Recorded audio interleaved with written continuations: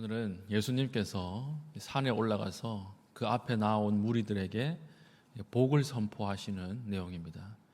특별히 성경에 8가지 복이라고 해서 8복 이렇게 이야기하는 본문이죠. 오늘 예수님께서 1절 보니까 산에 올라가 앉으셨다 이렇게 시작을 하고 있습니다. 앉으셨다라고 하는 말이 무슨 말일까요? 여기 앉으셨다라고 하는 동사는 재판장에 들어와서 이제 앉는 그 행위를 이야기하는 것입니다. 그러니까 우리가 물리적으로 서 있다가 쉬려고 앉았다라고 하는 것도 있지만 마태가 특별히 앉으셨다라고 표현을 할 때는 이제는 재판장의 통치를 시작하는 행위예요.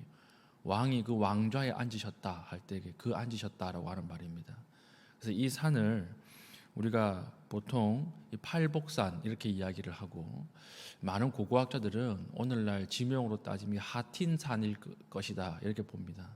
하틴산에 예수님께서 통치를 시작하려고 앉으셨다 이렇게 보는 것입니다.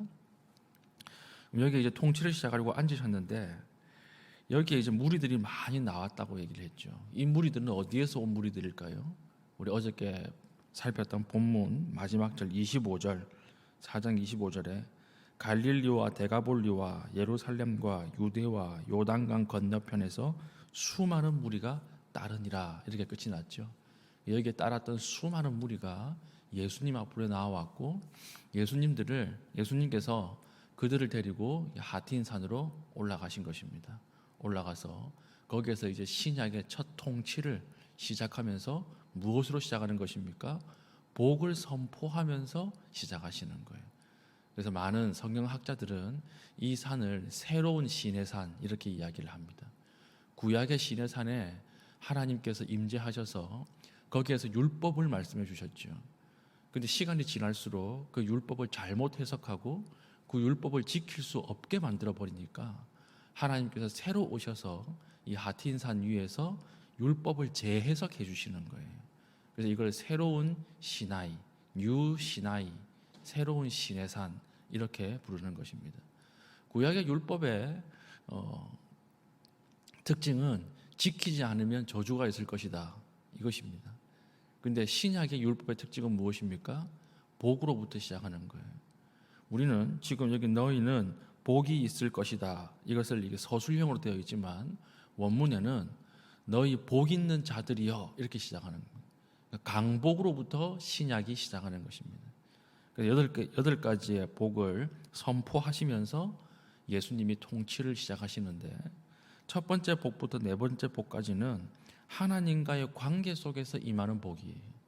8복 중에 4가지 복은 너희들은 지금은 가난하고 지금은 줄이고 지금은 애통하지만 너희의 마지막은 심히 장대해질 것이고 너희의 마지막은 심히 복 있는 상태로 끝날 것이다 이렇게 선포하시면서 그 첫 번째부터 네 번째 복을 하나님과의 관계 속에서 너희는 복이 먼저 있을 것이다 이렇게 이야기하는 것입니다. 그 복이 무엇입니까? 3절의 첫 번째는 심령이 가난하게 될 것이다 라고 하는 것이죠. 심령이 가난해진다는 말은 무슨 말일까요? 심령이 가난해진다라고 하는 말은 내 안에 아무런 의로움이 없다는 것을 발견하게 될 것이라는 것입니다. 이게 심령이 가난해진다라고 하는 말이에요. 그 전에는 하나님의 영광이 비추이기 전에는 내가 그래도 좀 괜찮은 사람인 것 같고 내가 좀 의로운 것 같고 내가 대단해 보이지만 하나님의 영광 앞에 섰을 때 첫 번째로 임하는 복이 무엇이냐? 내 안에 아무런 의로움이 없다는 것을 발견하게 될 것이다. 그게 복이라고 하는 거예요. 우리 세상의 복과는 좀 다르죠. 이 복이 임하면 그 뒤에 따라오는 것이죠. 애통하게 될 것이다. 내 안에 의로움이 없는 것에 대해서 애통하게 될 것이다.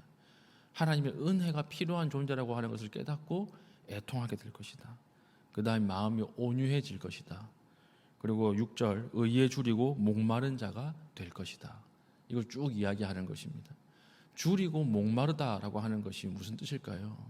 우리가 언제 줄이고 목마르게 될까요? 병에서 회복될 때 식욕이 생기죠. 마찬가지입니다. 예수님 이걸 얘기하시는 거예요. 영적 식욕이 생길 것이다 이렇게 얘기하는 거예요. 우리가 처음에 수술하고 나서 몸이 정상적이지 않을 때는 아무것도 먹기 싫어요. 입맛이 없어요. 그런데 이제 수술한 자리가 아물고 장기가 회복이 되면 그 환자가 첫 번째로 느끼는 것이 무엇이죠? 식욕이에요. 뭐가 먹고 싶은 거예요. 물이 먹고 싶고 음식이 먹고 싶은 것입니다. 우리 안에 의로움이 없다라고 하는 것을 깨닫고 나서 우리에게 애통하고 우리가 온유한 자가 되면 그 다음 우리가 무엇이 생깁니까? 영혼이 회복되는 것입니다. 회복되어서 하나님 앞에서 관계가 회복되고 영혼이 회복되어서 이제 영적인 식욕이 의를 갈구하게 되는 그런 마음이 될 것인데 그것이 바로 너희들 심령 가운데 복이 임한 상태다. 이렇게 이야기를 하고 있는 것입니다. 그리고 5번째, 8번째까지 복은 무엇입니까? 세상과 사람과의 관계에서 임하는 복입니다. 사람과 관계에서 세상 속에서 임하는 복 무엇이죠? 7절 긍휼히 여기는 자, 긍휼히 여기게 될 것이다. 8절 마음이 청결한 자가 될 것이다. 9절 화평케 하는 자가 될 것이다. 10절 의를 위하여 박해를 받는 자가 될 것이다. 이런 자들이 복이 있게 될 것이다 라고 이야기를 하는 것입니다. 사람과 세상과의 관계에서 받은 복은 마지막에 무엇으로 이어집니까? 12절 기뻐하고 즐거워하라 하늘에서 너희의 상이 큼이라 이랬죠. 상이 있게 된다라고 하는 것인데 이 상은 무슨 상일까요? 이 땅에서 의를 위하여 핍박을 받고 박해를 많이 받으면 상이 있을 것이기 때문에 기뻐하라라고 말씀을 하셨는데 이 상은 어떤 상일까요? 현세적 축복일까요? 현세에서 가난하게 사는 사람은 천국 올라가면 넓은 집에서 살고 현세에서 많이 누린 사람은 개털 모자 쓰고 살고 이걸 이야기하는 것일까요? 이 상은 무엇일까요?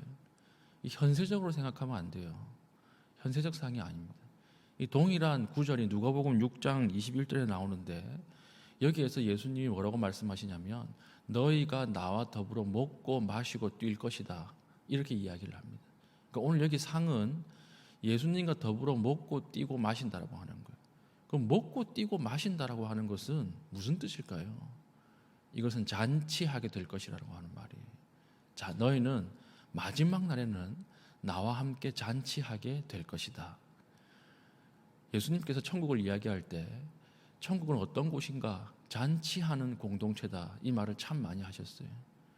우리 처녀 비유에서 천국은 결혼하는 잔치하는 곳과 같다. 이렇게 이야기를 하고 또 천국은 임금이 잔치를 연 것과 같다. 이렇게 이야기를 하는 것이죠.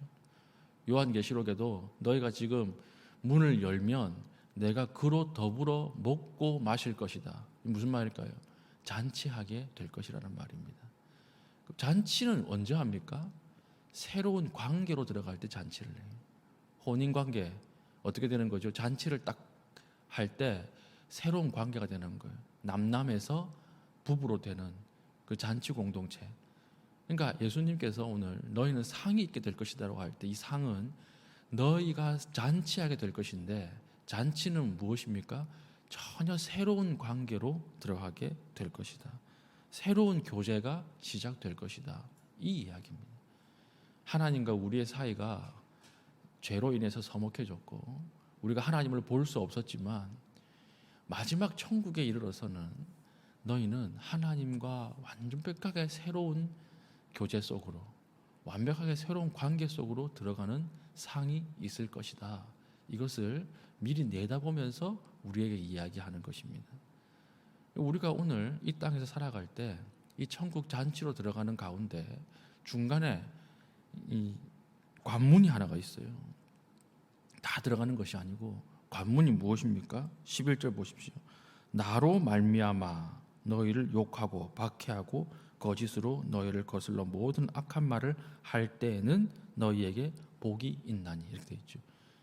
관문이 뭐예요? 나로 말미암아 예수님이에요. 여기서 말미암아라고 하는 것은 통과하여라고 하는 전치사거든요. 나를 통과하여 받는 멸시, 나를 통과하여 너희가 먹는 욕, 나를 통과하여 너희가 당하는 핍박, 이것이 있을 때는 너희는 기뻐하라라고 하는 거예요.